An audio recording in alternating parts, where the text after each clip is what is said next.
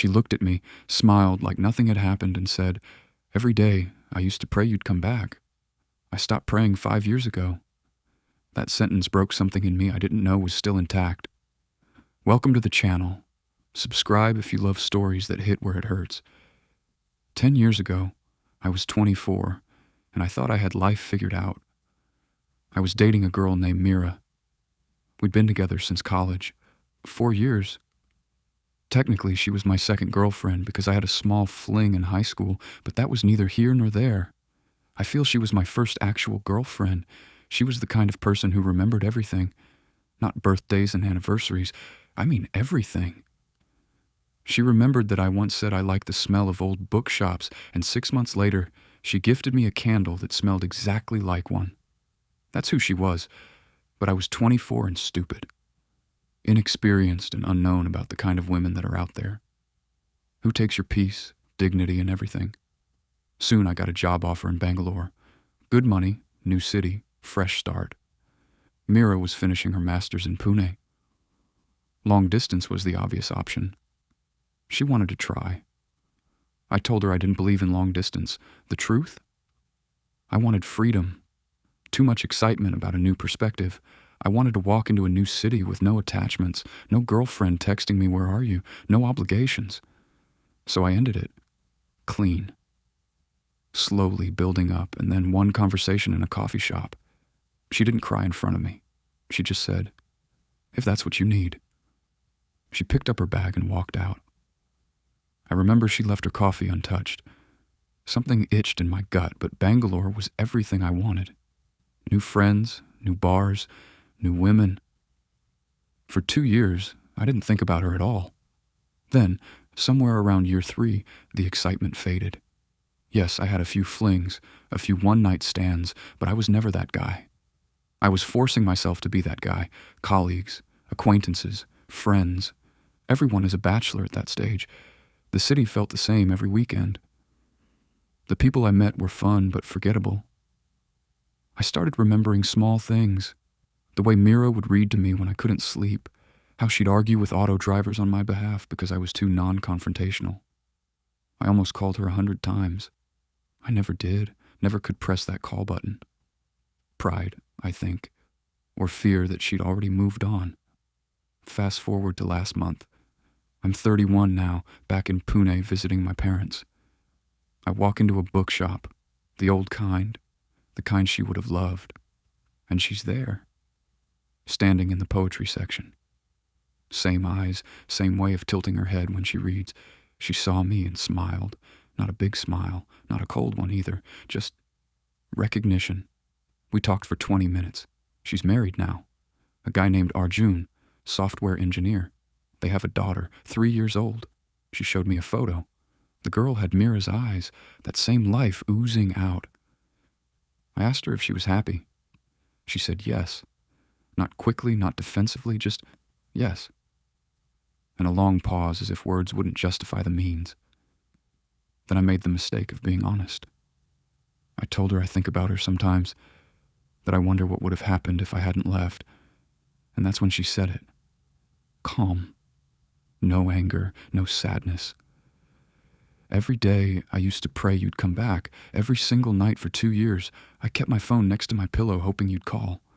Then one morning I woke up and realized I hadn't thought about you in a whole week, and I felt free. I stopped praying 5 years ago. She said it like she was describing the weather. Not that casual to be dismissive, but not intense enough as if there are long forgotten embers under a mountain of things. Somewhere, but enough. We said goodbye outside the shop. She walked to her car, where her husband was waiting with their daughter in the back seat. The little girl waved at me through the window. I waved back. I sat in my car for 40 minutes doing nothing, just sitting. Watched the horizon. Some doors don't stay open. Some people don't wait.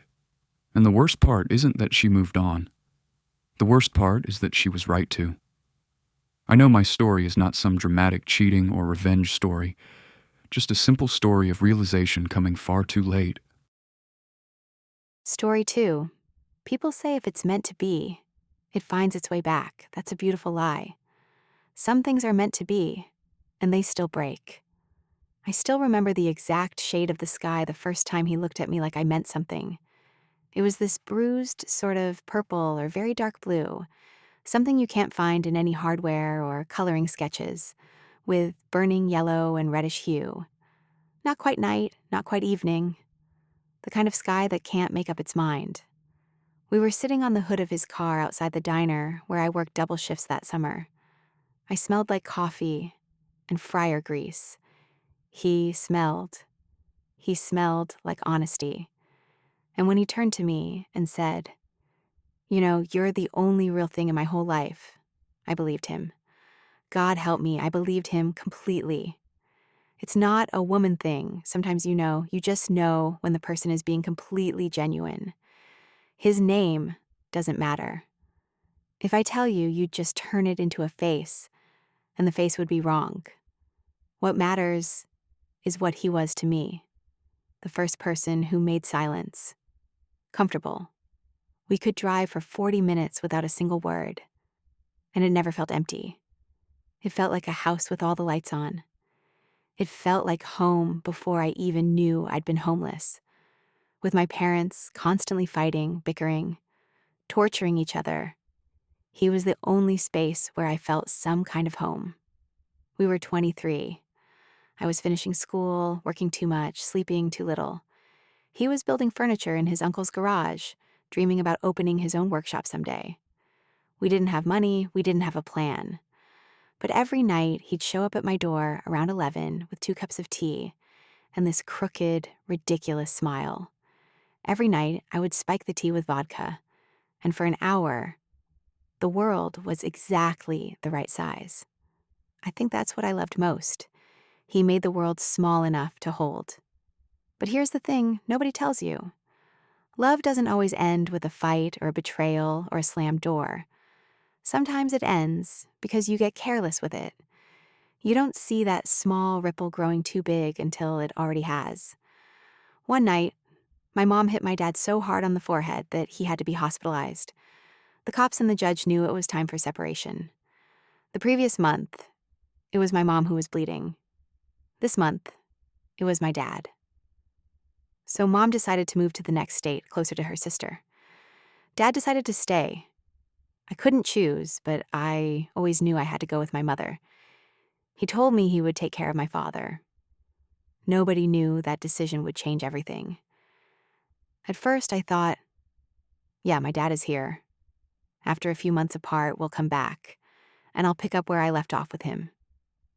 But my mother never planned to come back. I got a job at a large aquarium. Myron, my boss, was the second-generation owner. Young, same age.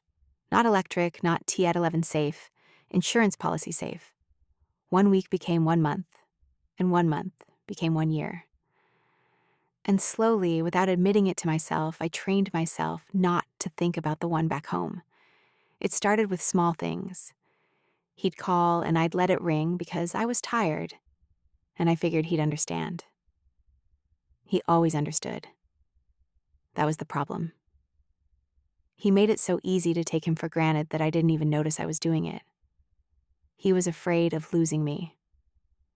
When I was planning to return for Christmas, he was going to propose, make it official.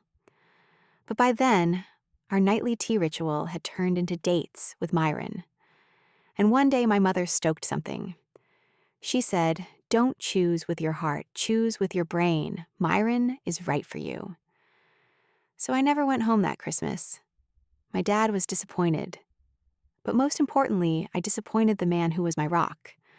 I even knew which restaurant he had booked, the only good restaurant in town. While he was waiting there, I was mingling with Myron's family, opening presents, kissing under the mistletoe. 6 months later, I was engaged to Myron. But something didn't feel right. I avoided getting married for 2 years. 2 years only engaged. Every time Myron brought up a date, I'd bring up an excuse, further studies, a company retreat, something. When he broke the engagement, I wasn't even sad, just relieved. So I got busy building the bigger, shinier life. Corner office, nice apartment, wine glasses that matched. And every single night, somewhere around 11, This silence would settle over everything like dust. And I'd remember what it felt like when silence was a room with all the lights on. Finally, a year ago, I decided to go back. Christmas again. I booked the flight in advance. Then, before boarding, I looked him up on Facebook. He had the workshop, his own, the one he'd always talked about. And in the background, a woman leaning against the door frame, holding a coffee mug, her belly swollen, 4 or 5 months pregnant by the look of it. Watching him work with this expression I recognized instantly. It was the way I used to look at him before I stopped looking. People say if it's meant to be, it finds its way back. That's a beautiful lie. Some things are meant to be, and they still break. I tore my ticket right there as the announcer called my name. What if I go back and mess everything up? What if he is still hung up on me, and I make things complicated? And what if he actually moved on and will not care if I am back? It's better I live in this oblivion. He was the one that got away. But the whole truth, the part that still sits in my chest like a stone, is that nobody took him from me. I'm the one who let go.